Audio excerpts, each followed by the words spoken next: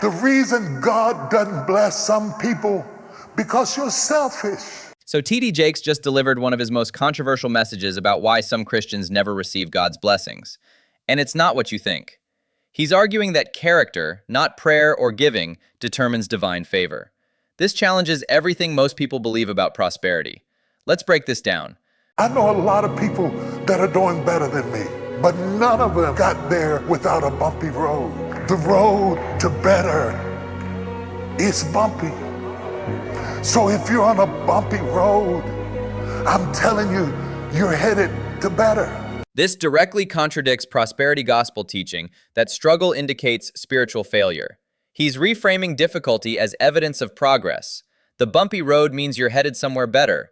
Most televangelists would never say this because it doesn't sell miracle water or prayer cloths. Can't just pray against the famine.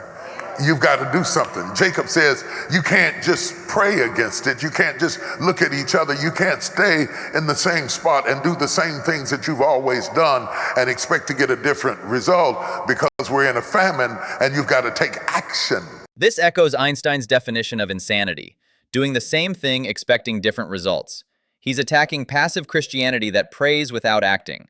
Too many believers use prayer as an excuse for inaction, expecting God to override natural consequences of laziness. We don't understand the human requirement in the miracles of God. As much as we have read about the miracles of God, we walk away with praise to God, but absolve ourselves of human responsibility. Every biblical miracle required human participation. Moses lifted his staff, David gathered stones, the widow made cakes first. James 2:26 says faith without works is dead. This collaborative approach destroys the victim mentality that blames God for personal inaction. As if God were going to act outside of human effort when God has created us to be collaborative in the miraculous. Oh, I'm talking already. He wants us to be collaborative in the miraculous, that we have a responsibility to take action and to be aggressive about resolving issues.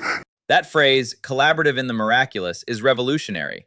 Most Christians want God to work around their comfort zones, but aggressive about resolving issues challenges comfortable Christianity that expects blessing without effort.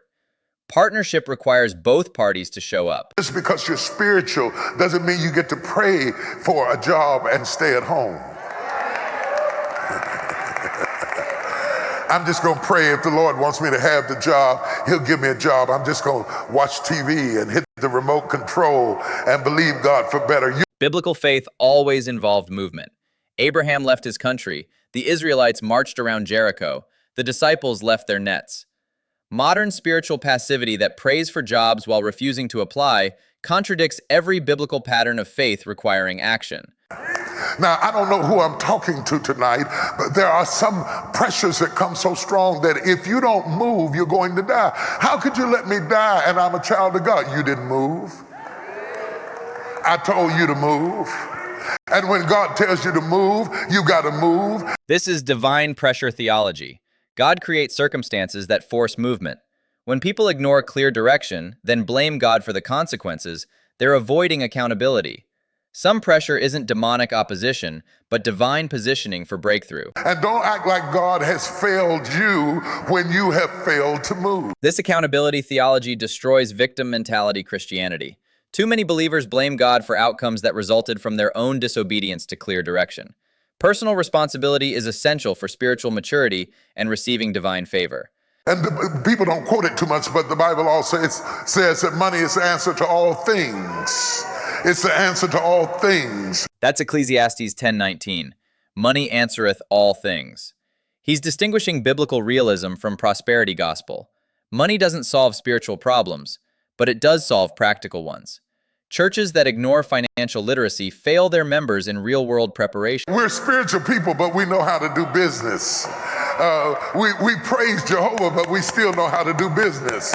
Y'all not saying nothing to me tonight.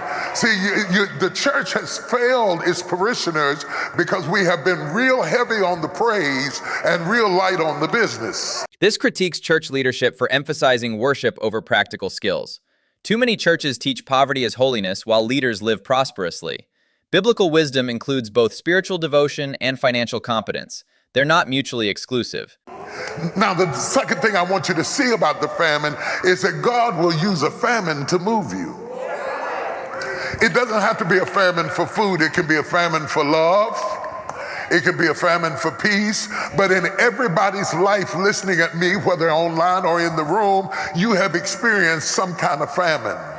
The famine of fatherhood, the famine of family, the famine of a mother's affection, the famine of a good job, the famine of a nice house. All of us have our famines. You might not be able to see it because we might dress nice and spray cologne over top of it, but all of us live with some level of famine in our lives. Famine makes you pray, and famine makes you seek God, and famine makes you cry out, and famine will make you move. And oftentimes, God will use famine as an instrument to force you out of your comfort zone. God uses strategic dissatisfaction to motivate growth. Success psychology confirms this. Comfort kills progress. Divine famine creates hunger that drives people from mediocrity to purpose. Without discomfort, most people never discover their potential or calling. And that's anytime you can't rebuke it with a prayer, anytime you plead the blood and it doesn't go away, anytime you call on God and it still stays there, then God is using the famine as an instrument to move you from one place to the other. This distinguishes demonic opposition from divine pressure. When prayers don't remove circumstances, it's often God using them for repositioning rather than Satan attacking. Unchangeable situations frequently signal God's redirection rather than spiritual warfare. But when God sends a famine to make you move, it is something in His providence that cannot be performed where you are, and you've got to move in order to get it. Location-specific blessings are biblical. Abraham needed Canaan, Joseph needed Egypt, Ruth needed Bethlehem. Sometimes what God has for you can't happen where you are. Geography matters in destiny, and resistance to relocation can block divine purpose. First thing that it tells us about Jacob is that Jacob sent his sons down to Egypt to buy. But then it mentions that he did not send Benjamin, lest he fall into mischief. And that this is just a hidden, subtle reminder that Jacob doesn't totally trust his own sons. Now, where did this distrust come up in the culture of this family? This distrust comes up into the culture of the family. And you can act like you don't know what I'm talking about, but all of us have different little things that we know about our family that when cousin so-and-so comes over, you kind of look at them out the corner of your eye because you've been through some things where you've learned some things. And this culture has risen up in the family that the family is not fruitful and Canaan is not fruitful. And there is not the comfortable, loving environment of trust that would cause the family to be a nurturing place, because Jacob remembers what happened to Joseph. This connects to family systems theory and generational trauma. Past betrayals create ongoing dysfunction patterns that block blessing. Jacob's suspicion of his sons reflects how unresolved hurt creates family cultures of mistrust that sabotage future prosperity. Sometimes we hold on to things because we've been through so much pain that we become possessive. Oh, y'all don't hear what I'm saying. There's a reason you hold on to what you hold on, whether it's money or people or things. There's a reason you hold on to. There's a reason that certain things make you mad. There's a reason that you overreact in certain ways. There's a reason that if we hit certain pulse points, you respond differently than other people, because until you understand what I've been through back here, you won't understand why I'm holding on to this right here. What do you hold on to because of what you've been through? This is trauma-informed ministry, understanding how past wounds create present dysfunctional behaviors. People's overreactions and possessiveness often stem from unhealed pain. Addressing root causes rather than just symptoms is essential for lasting breakthrough. You think that this is the last person that will ever love you. You will take stuff that you wouldn't normally take. You will go through things you wouldn't normally go through. And your girlfriends will tell you, if I was you, I wouldn't take that. And your mama told you, you need to get away from there. But you keep holding on to it because you've been hurt before. And anytime you've been hurt before, you hold on to something when you think you won't get anymore. Scarcity mindset versus abundance mindset in relationships. When people believe they won't find love again, they tolerate toxic behavior out of fear. This desperation attracts manipulation and prevents healthy relationships from developing. Holding on to it out of fear, not out of love. He's not clutching him out of love. He's clutching him out of fear. Be careful what fear will make you do. Fear-based relationships versus love-based ones operate completely differently. Fear creates controlling behaviors that push people away, creating the very abandonment it's trying to prevent. Love attracts through freedom, not manipulation. You have used faith in reverse. Fear is faith in reverse, to have confidence that that thing that you don't want is going to happen to you. He's holding the boy out of fear. And God is manipulating all of these circumstances to bring this family back together. Fear is misplaced faith, having confidence that what you don't want will happen. Both fear and faith require the same mental and emotional energy investment. The difference is the direction of expectation and focus. You can't get to better without pain. You can't get to better without tears. You can't be all buff if you don't work out. You can't lose weight if you don't push the food away. You can't get to better without bumpy. There is no pill you can take. There is no simple solution. It is the bumpiness of the road that leads you to better. This connects to muscle building science. Growth requires resistance and discomfort. Success literature confirms there's no shortcut to excellence. Magical thinking expects results without effort, while mathematical thinking accepts the equation of struggle plus time equals strength. The reason God didn't bless some people is because you're only interested in you. Because you hate too long, and you're too angry, and you're too bitter to be trusted with that much power. Character determines blessing capacity, not religious performance. This challenges the assumption that prayer and giving automatically earn God's favor. Heart condition, not works, determines trustworthiness with power and resources. God blesses people whose hearts are tender. And it was only when I saw Joseph's heart that I understood Joseph's blessing. Because Joseph was the son that could be trusted with favor. Because he would not use his favor to get even. Joseph's response to betrayal determined his blessing level. He could have used power for revenge but chose redemption instead. This demonstrates that how we handle past hurt determines future authority. Forgiveness unlocks favor. He would use his favor to bring them into better. And so Joseph brings the family to better. Individual breakthrough versus generational impact reflects the principle of being blessed to be a blessing. Joseph didn't just escape his circumstances, he transformed them for his entire family. True blessing always has multiplication capacity.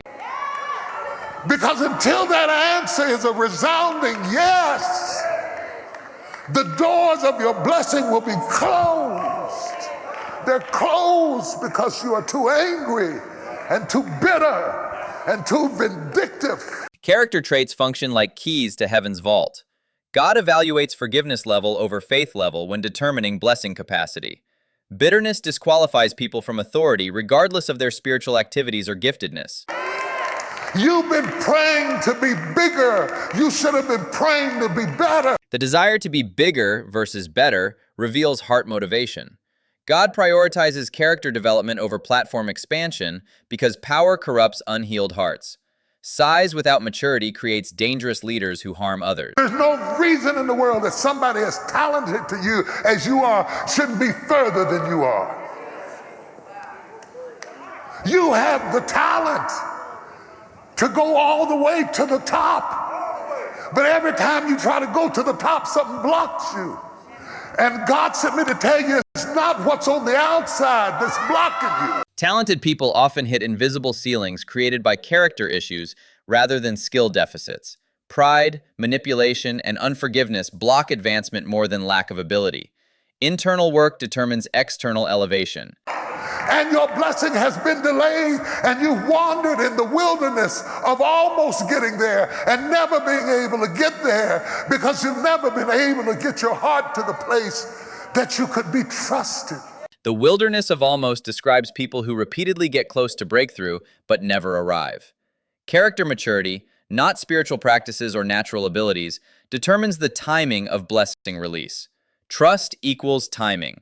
The word pure in the Greek is where we get the word catheter. And there is no way for you to see God until you put a catheter into your heart and get rid of the bitterness that is blocking you from your blessing. The Greek word katharos for pure connects to catheter, a medical device that drains infection.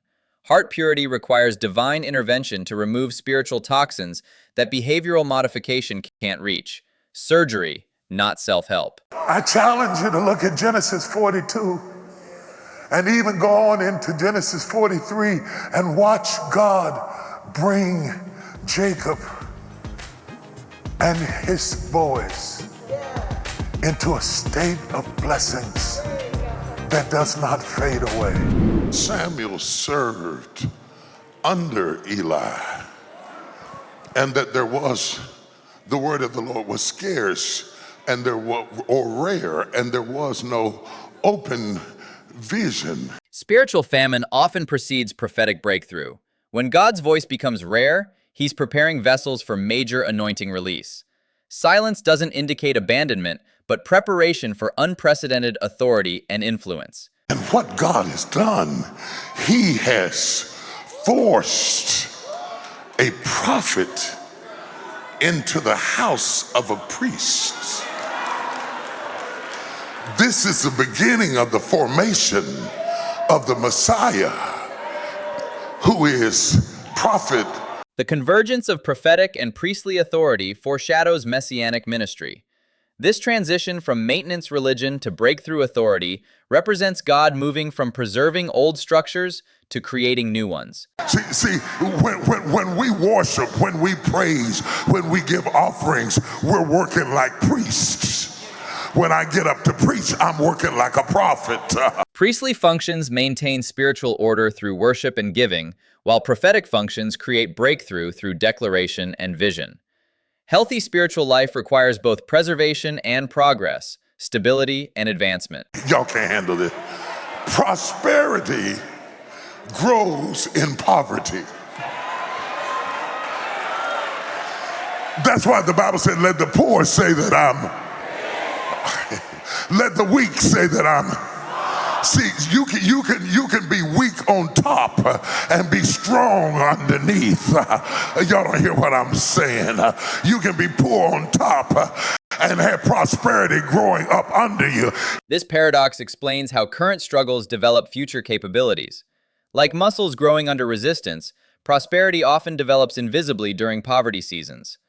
Present circumstances don't reflect future capacity or destiny. That's why I'm trying to get you to worship, because when you worship, you're getting closer to releasing that prophetic utterance that exists in your life. And that's why the devil doesn't want you to worship, because worship makes the water break. Worship as spiritual labor that births prophetic purpose explains why spiritual opposition intensifies around breakthrough moments. The devil attacks worship because it releases what's been developing in spiritual wombs through difficulty. That's why you got to stop looking down your nose at people and calling people out their name. Because sometimes God will use somebody you thought was drunk to be the next level of blessing in your life. Somebody holler for me.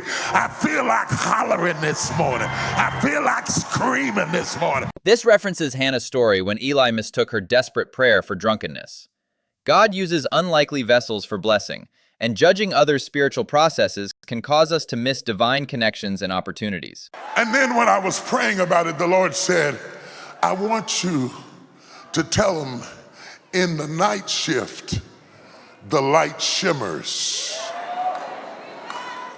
In the night shift, the light shimmers. Night doesn't mean total blackout. Shimmering light in night seasons represents God's strategic hope distribution during dark transitions. He doesn't leave people in complete darkness, but provides just enough light to maintain faith while building character. Every time the devil thought he had you, God let the light shimmer. You're still in a nice season, but you got a flicker of light. You got a flicker of light. And sometimes a flicker is all you need. If you get a flicker of light, you can hold on a little while longer. These light flickers during dark seasons function as divine breadcrumbs leading to breakthrough. God releases strategic hope to sustain faith when full deliverance isn't yet time. Glimpses of glory prevent complete despair. I want to talk to some people that are standing in shimmering light. Make some noise. The old man couldn't hear him. Now, the Bible said he couldn't see, but it didn't say nothing about his ears. But he cannot hear what the young man can hear. The young man can hear God, and he can hear God to the point that he's disruptive. Prophetic sensitivity creates urgency that makes carriers disruptive to spiritually complacent people. Like Jeremiah's fire in the bones, divine messages create restlessness until they're released. Prophecy demands expression. And when they send you back, it plays into your rejection issues. It plays into your abandonment issues. And you think they don't believe in you because they send you back. But they're sending you back because they don't hear what you hear. Being sent back often reflects others' spiritual capacity rather than personal rejection. When people can't receive what prophetic voices carry, the dismissal indicates limitation rather than the messenger's lack of value or calling. See, some of us, God has kept us in the earth just to tell you what to do with what you got. We're not trying to control you. We're trying to stop the vicious cycle of going back and forth and back and forth and back and forth and back and forth. So we're going to script you. It's going to be your job, your anointing. I'm just giving you the script. Spiritual mentors provide scripts for success without controlling expression. They offer proven patterns while allowing individual anointing to manifest uniquely. Guidance accelerates development without replacing personal responsibility. So there's this big argument going on in the world, in some parts of the world today, a generational argument between the former and the latter. And they're arguing over who's relevant and who isn't. They both are. Generational warfare wastes energy that could be used for kingdom advancement. Both experience and innovation are valuable. Successful organizations blend veteran wisdom with youthful energy rather than choosing sides. And God said, until you learn how to work interdependently, you will never be effective. Because I can't run the plays anymore, but I know how to play the game. This sports analogy perfectly illustrates organizational success. Veteran coaches with young players. Experience provides strategy while youth provides execution energy. Interdependence multiplies effectiveness beyond individual efforts. The challenge of the younger generation is to understand that some old systems still work. And in your desire to be innovative, there are still some laws you can't break. And one of them is to lay down in the right place and wait on the Lord. Innovation must respect timeless principles while updating methods. Young leaders can revolutionize delivery systems while maintaining foundational spiritual laws. Progress honors the past while embracing the future. God said, I'm going to bless you right in the place where you felt rejection, right in the place where you felt disgrace, right in the place where you felt shame, right in the place where you thought nobody would ever accept you, right in the place where you thought you'd never be anybody. God said, that's still a place, and I'm going to bring you back to the place. I'm going to bring you right back to the spot, to the spot, to the very spot. Show me where you laid him down. Show me where you gave up. Show me where you wanted to quit. Show me where you wanted to run from. Show me where you tried to hide from. I'm going to bring you right back to the blaze. Redemption theology transforms wounded places into blessing platforms. God specializes in making rejection sites become acceptance locations. Past shame becomes the very place of future glory and vindication. Some of you, God's getting ready to do something in your life. He's going to break every curse, every bondage, every shame, every struggle on your life. If I'm preaching to you, give him 60 seconds of crazy. Breakthrough worship and desperate faith release divine intervention in impossible situations. When circumstances demand supernatural solutions, intense praise creates spiritual atmosphere for miraculous intervention and sudden change. The Lord said to Samuel, I'm going to do things through you that causes both ears of them that hear it to tingle. I am going to use you like no other prophet has ever been used in the scriptures. I'm going to use you in life. I'm going to use you after your life. I'm going to use you to anoint kings. I'm going to bring you before princes. I'm going to bring you into positions of power. And if I don't know if you got faith enough to believe it. And God said all of that when Samuel had not yet known the Lord.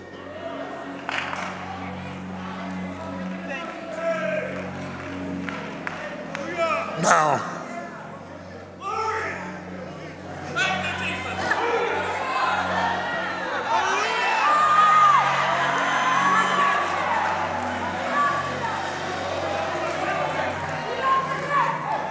this is not just about churches. Prophetic calling extends beyond church ministry to marketplace influence and societal transformation. Kingdom dominion includes all spheres: business, politics, education, entertainment. God's purposes encompass entire cultures. There's some things that God created you for that you had some delays and some setbacks and some mistakes and some mishaps. And God wants you to come back to the place. Yashada kobo shada. God said, go back to the place